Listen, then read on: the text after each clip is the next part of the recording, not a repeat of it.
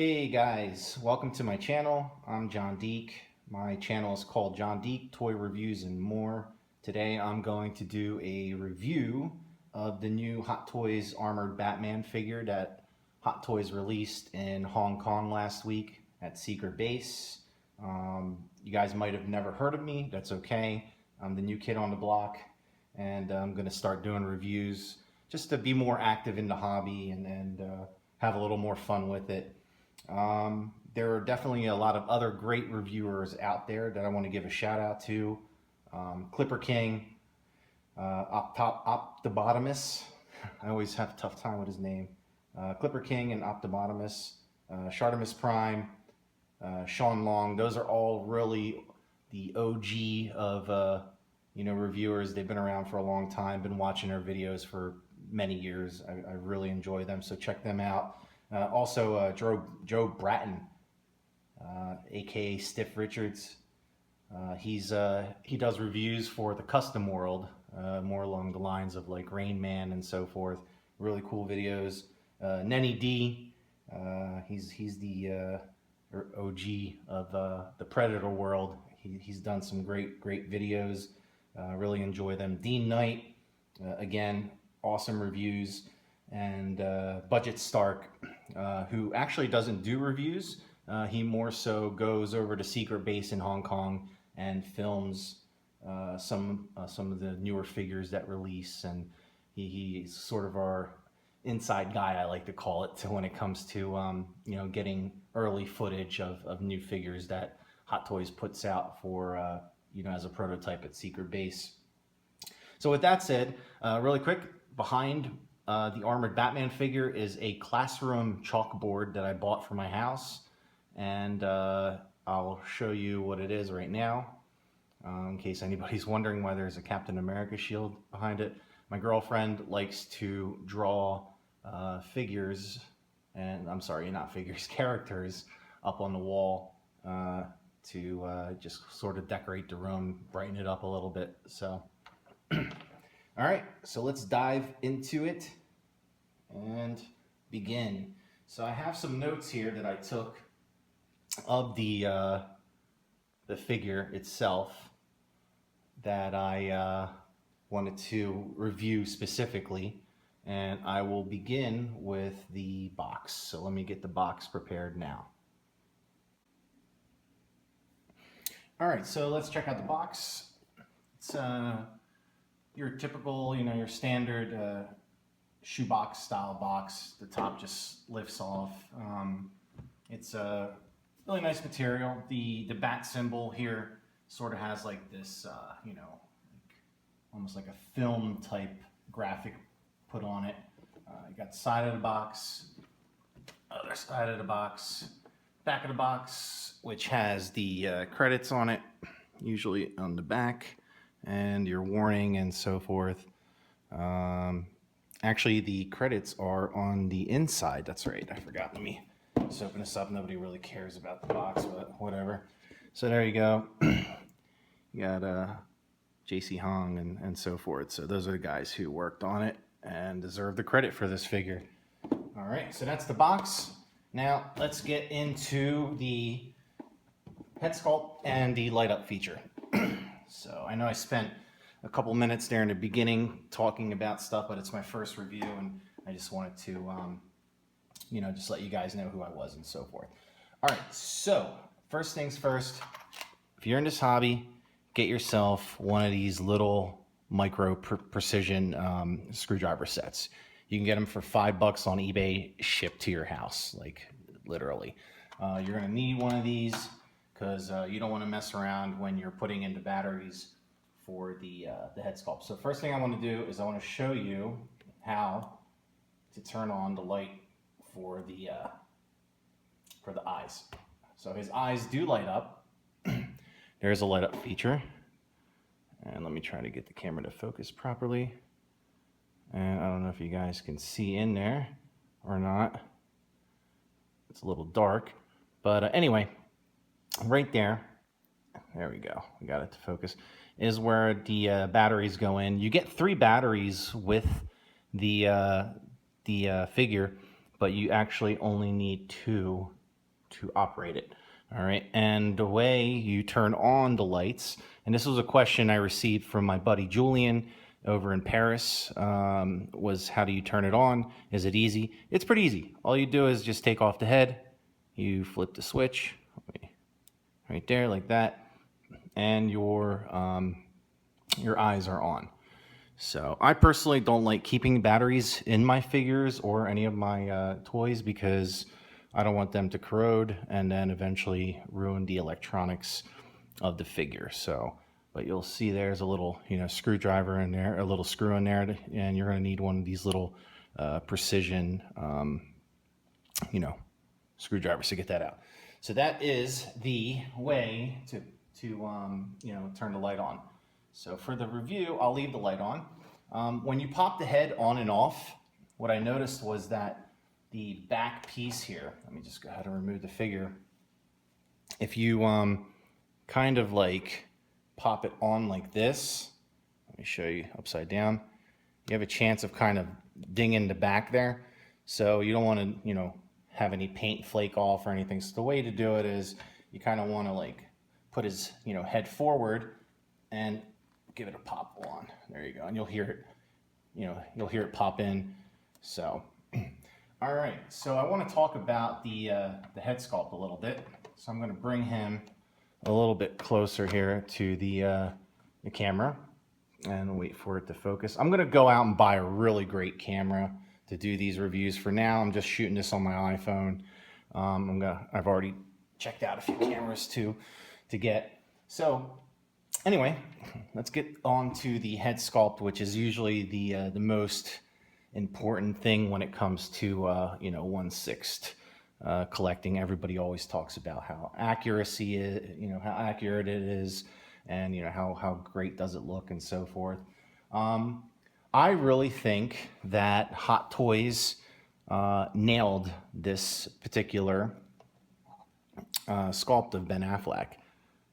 I know it's crazy sometimes to just think, oh, well, it's just the bottom part of his mouth and so forth. But, if you have a really good eye and you've watched a film and so forth, you can really tell that, the bottom half of this head sculpt is definitely Affleck's.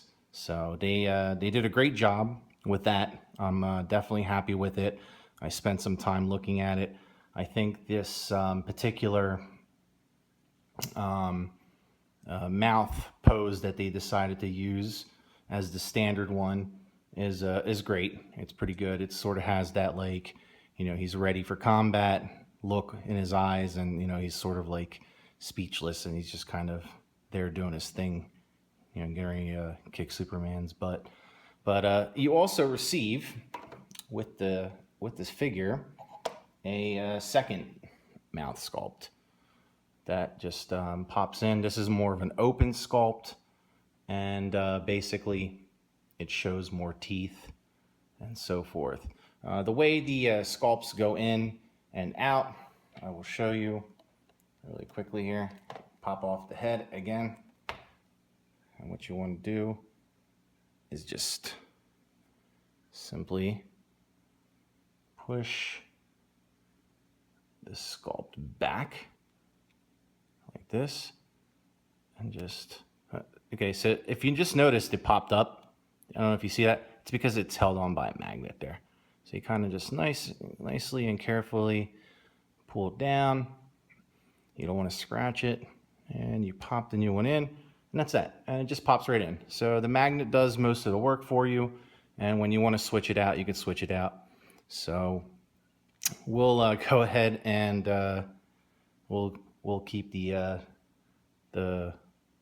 open mouth teeth head sculpt on for now for the rest of the review. All right, let me just pop this on really quick.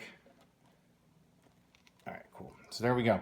So that's the head sculpts that he comes with. I'm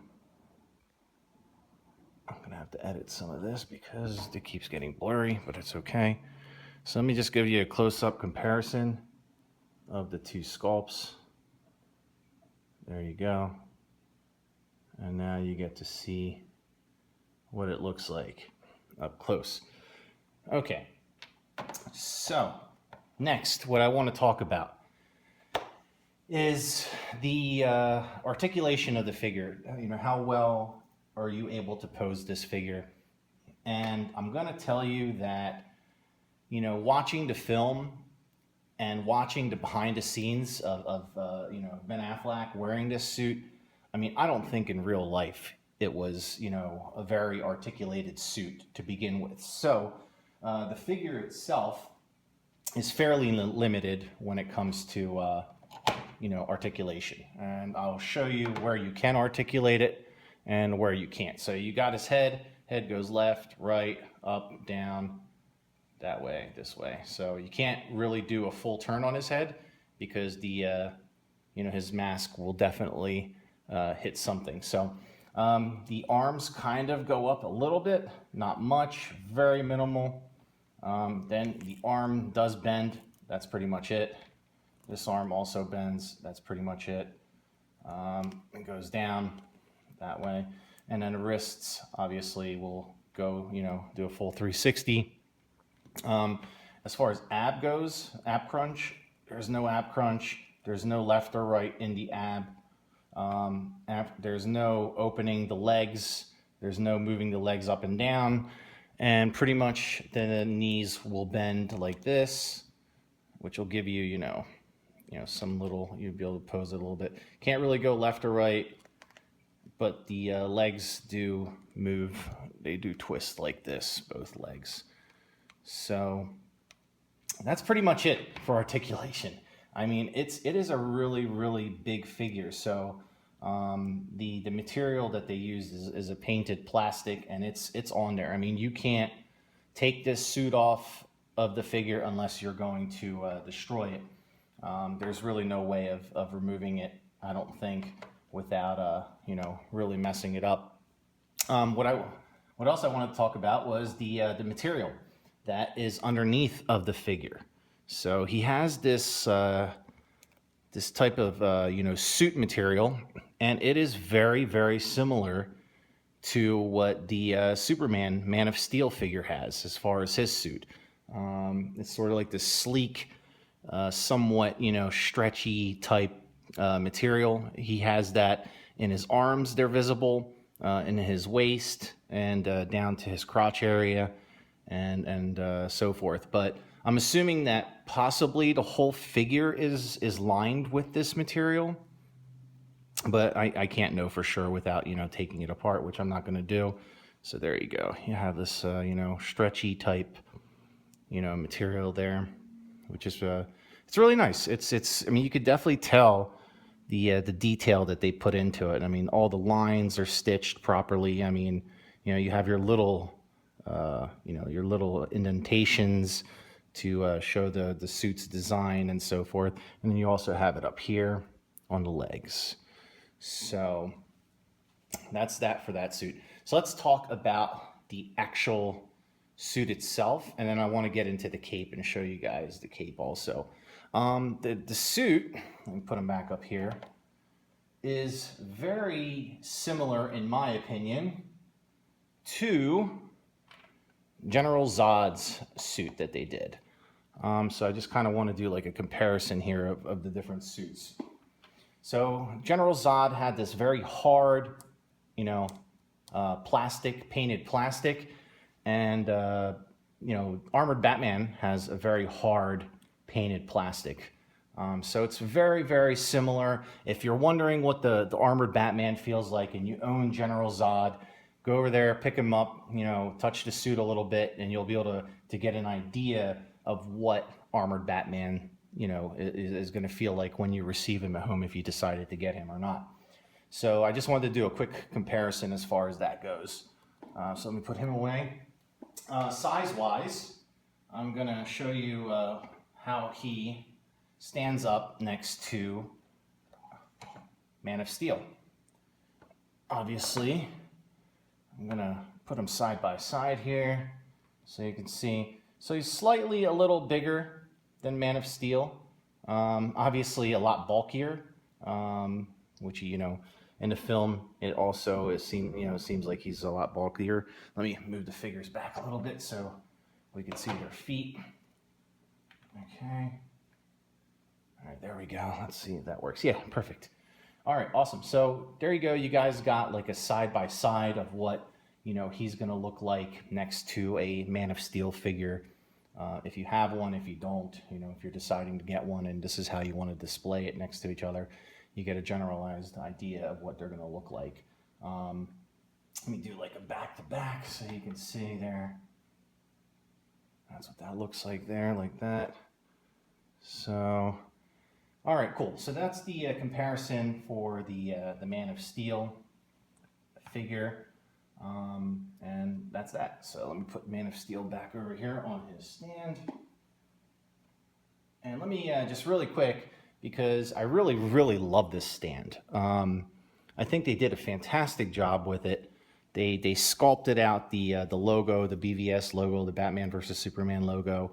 They have your nameplate right there, which says Batman versus Superman, Dawn of Justice, Armored Batman, and then obviously has like the little markings there, and the stand itself, it pops out, which is pretty cool. So you can see the inside there. And you can close it if you want to. Let me try to close it on camera or open it. So when you have him displayed, oh, and also I wanted to mention that the pole that screws into the stand has this really nice, sleek rubber finish to it. It's coated with something really nice, so it just puts the, you can put the extra stand part there, the crotch stand area, and it slides down really nicely. You still want to, unscrew it and screw it back in once you have it positioned, or you can kind of leave it loose. It doesn't really matter. It's not going to go anywhere. So let me show you what it looks like, what he looks like with the stand open. So you're kind of going to hide his feet a bit if you do decide to use this stand. Let me move this box away. So I opted, when I display it in my collection, I'm not going to open that up. I like it to be closed because I want to be able to see, the full figure. It's a really, beautiful figure. So just so you guys know, I know some of the collectors who do reviews sell their figures. I have never sold a single one of my figures in the last couple years. So pretty much everything I buy, I keep. I really love this hobby. I'm not in it to make any money off of anyone or sell my toys. I like to keep them all. So I wanted to go over the cape with you, okay? So the cape, it's very interesting because the top of the cape here is built in, let me turn it around, to the actual armor right there, and it's hooked on. But then you have a part right here, the little belt that goes around him, that also goes in to the cape right there. And the cape is already sort of pre-folded for you in certain ways that it can lay, so it looks fine. It's sort of like, I don't know how to put it. It's like folded this way in here, so it sits, properly. The one cool thing that I really thought that was very unique of the cape was the shredding of the bottom. So this is the bottom of the cape. And if you remember the film, you couldn't really see much of the cape, but you would have saw that it was shredded.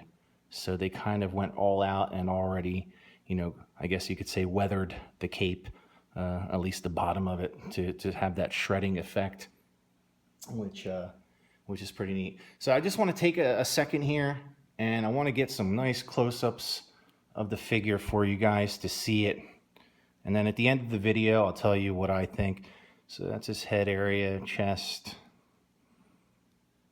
You got the boots. The boots are massive. You got the sides here. Let me just do like some slow going down. I like to see, every inch of the figure. And we got the back. Let me put the cape over so you can see the back there. The back of the boots. And then obviously the cape itself over here. So that's what it looks like. And then the side of the figure right there. And then I'll even show you guys the crazy bottom threads. So that's I mean, if he wants to play rugby, he'd have no problem playing rugby in those boots. Okay, so that's the figure itself. Okay, let me just position this here so it doesn't fall really quick. All right, let's go over some of the accessories, okay? So with this particular figure, you're going to get one right-handed trigger finger, okay, for his kryptonite launcher. Right there. You're going to get a closed fist hand. You're going to get the opened hand. This is still all the right hand, just so you guys know, okay? And I want to get a close-up here of the hands because they're really cool. Very, beautiful paint jobs. I mean, you can tell that, these hands were definitely created especially for this armored Batman because they're a lot bigger than your standard hands that you would receive with, let's say, the Man of Steel hands. I mean, they're a lot smaller. Even the fists on the General Zod figures are a little bit smaller than this. And then you have another open hand here. There you go. So for the right arm, you have a total of 5 hands, including the one that's on him. And then you'll have one additional hand, so a total of 2 hands for the left arm. So it's just a closed fisted hand. Okay, so just to recap, you're gonna have 2 for the left arm and 5 for the right arm, okay? So the figure also comes with this cool accessory. It's a grenade launcher, the one that you saw in the film. And it also comes with 2 of these little grenades. One is open, which is pretty much when... All right, so let me try to see if you guys remember this. If you've seen the film, this isn't really a spoiler if you have not. So when Batman is fighting Superman, he takes this grenade launcher and he shoots it at Superman, and what's inside of it is kryptonite gas. This is all happening while he is wearing the armored suit. So you'll receive this. So I like to call it the kryptonite grenade launcher. You can call it the grenade launcher, whatever you guys want. It doesn't matter. But you do receive that along with the 2 little grenades. I apologize. My air conditioner just turned on. I turned it off and it turned on. Sorry. Anyway, so you have a grappling gun here too, which kind of turns on, just extra accessory there. Then you have your extra pegs that come, standard black pegs. And this you get your batteries here. I already used 2 of them there. And also you get the additional mouthpiece, that comes with the, let me try to get it focused here. Yeah, I'm gonna buy a way better camera because my iPhone sucks. All right, there we go. All right, and that's it. That's pretty much, that actually is, everything that you receive with it.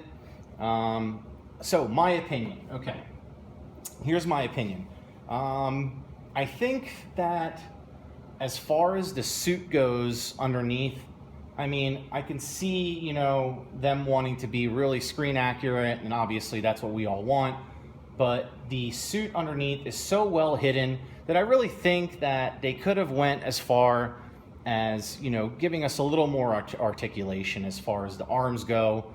you know, maybe just at least let the thing go up and down. I mean, even in the instructions, it forbids you to do anything like that. I mean, it says don't do it or you're going to cause, you know, damage to the figure. So as far as articulation goes, I'm not too happy with the articulation. He can't move his legs up and down.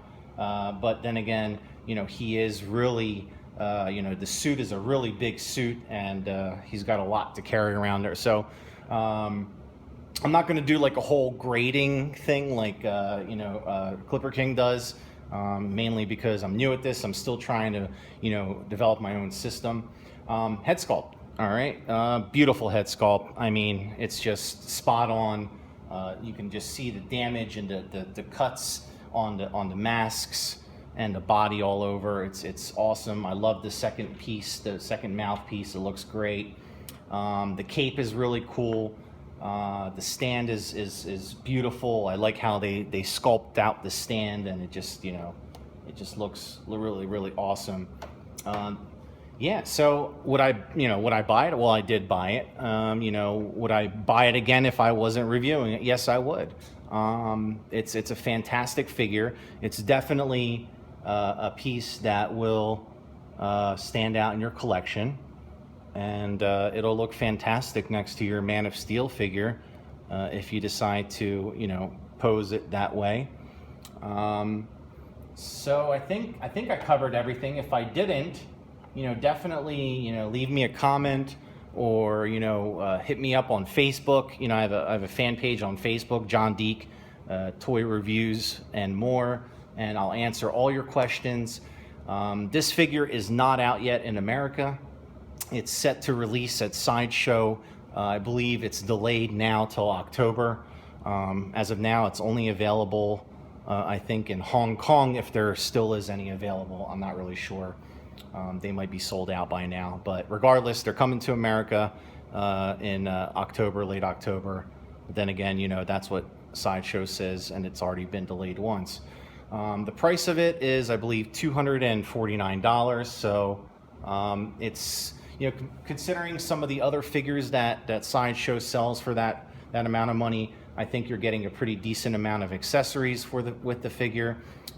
You're definitely getting a massive figure that's really large, and you know, just the detail is fantastic. So definitely buy it. If you're a Batman fan, it's a must-have. If you loved you know, Dawn of Justice, it's a must-have. And if you're, you know, 1/6 collector that likes these larger, unique style figures, it's a must-have. So yeah, that's it. So I hope you enjoyed my review, and like I said, if you have any questions, leave them in the comments, or you know, find me on Facebook. I'll put the link in the description below, and I'm going to be doing a lot more reviews. I'm hoping to do the new Hot Toys Deadpool review. I think it's going to release next, possibly. That's my sort of my intuition. I'm not sure, but I think it will. And as soon as that comes out, I'll put out a review for that also. I'm not affiliated with anyone. I don't work for Sideshow. I don't work for anyone. I don't make any money off of these videos. I've had my YouTube account since 2006. So ads do show up there, but that's mainly because I did that years ago, and whatever, I don't make any money off of it, so don't worry. All right, cool. Well, thanks for having me, guys. And if you like the video, thumbs up. Subscribe for more videos, and I look forward to seeing you guys again soon, and I hope you enjoyed your stay. Thank you. Talk to you later.